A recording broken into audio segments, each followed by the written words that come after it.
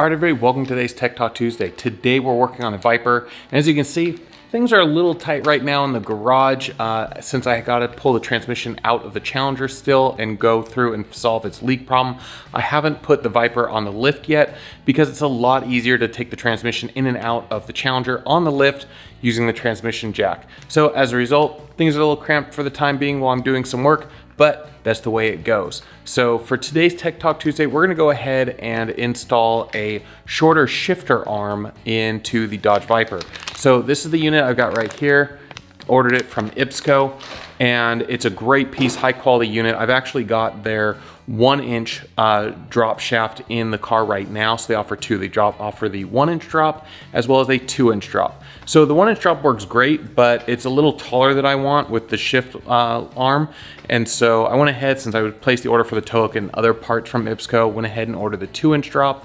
That way it gets the shifter down where I want it.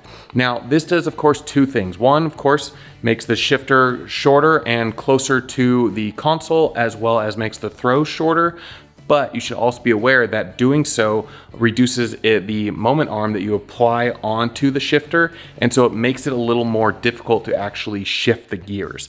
Now, since I'm not drag racing, it doesn't really matter that if I'm going and pulling the fastest shift times possible. I just want something that's more comfortable and easier to use, so that's why I went ahead and getting the shorter shift arm. So let's go ahead, jump in the car, and show you how to swap out this short shift arm.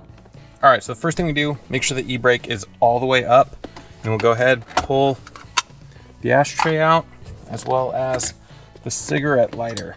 From there, go ahead and pop out the bezel, which it's held on with a couple of Velcro tabs here on the bottom. There we go. And a couple of retaining clips on the dash. You want to be careful not to damage anything when you take these out.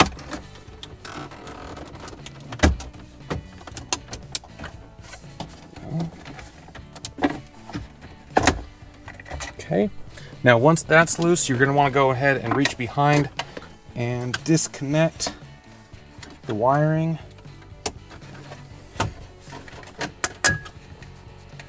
Get that out of the way.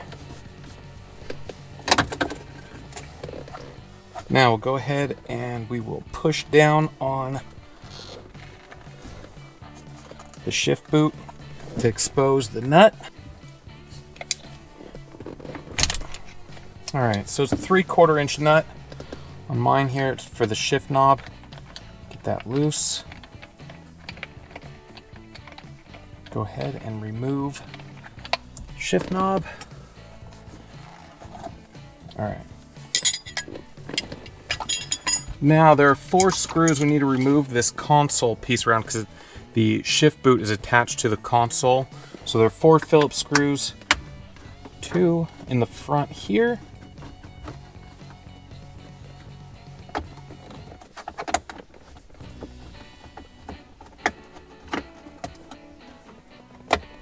Those here. And then 2 in the back, 1 on each side. All right, once you've got all 4 of those screws removed, go ahead and lift the console up out of the way. All right, as you can see, I've already put the other Ipsco unit in before. So go ahead, cut the zip tie that's supplied in the Ipsco kit. And that way we can push this boot out of the way and knock over one of the cameras.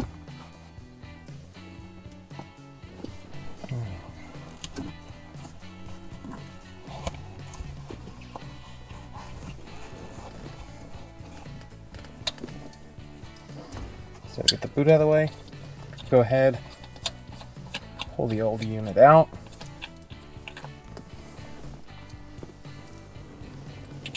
As you can see, the new one is definitely shorter. So we'll go ahead, put the new one in, tighten it up, and then we'll go ahead and put everything back together. So I've also got if you notice these plugs as well as the hole drilled, the Ipsco short throw shifter installed in here. and it made a world of difference over the stock shifter. And I highly recommend anybody that has a Viper install the Ipsco unit.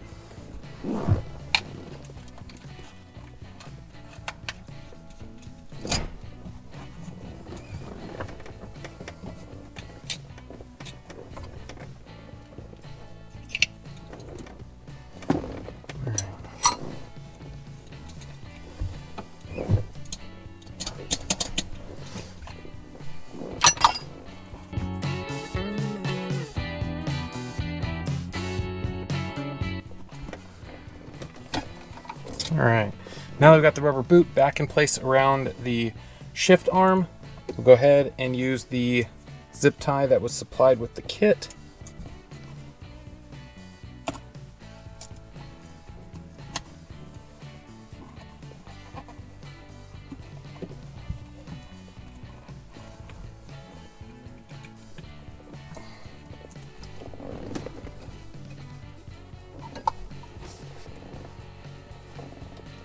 Trim off the excess. And now we've got the shorter arm installed. So go ahead, run the jam nut down a ways. Go ahead, reinstall the console and get the shift knob back installed, and we're done.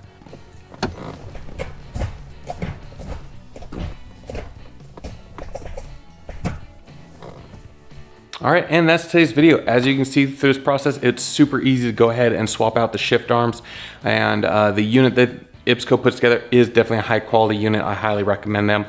They haven't sponsored this video or anything like that. I just went ahead, liked their products, ordered them, using them on the car. So I'll include a link in the description below if you want to go ahead and order Ipsco parts for your Viper project as well. If you liked today's video, go ahead, give me that thumbs up. It helps me out with that YouTube algorithm. And if you want to keep up to date with all my future uploads, don't forget to smash that subscribe button, ring the notification bell, and as always, guys, I will see you the next video.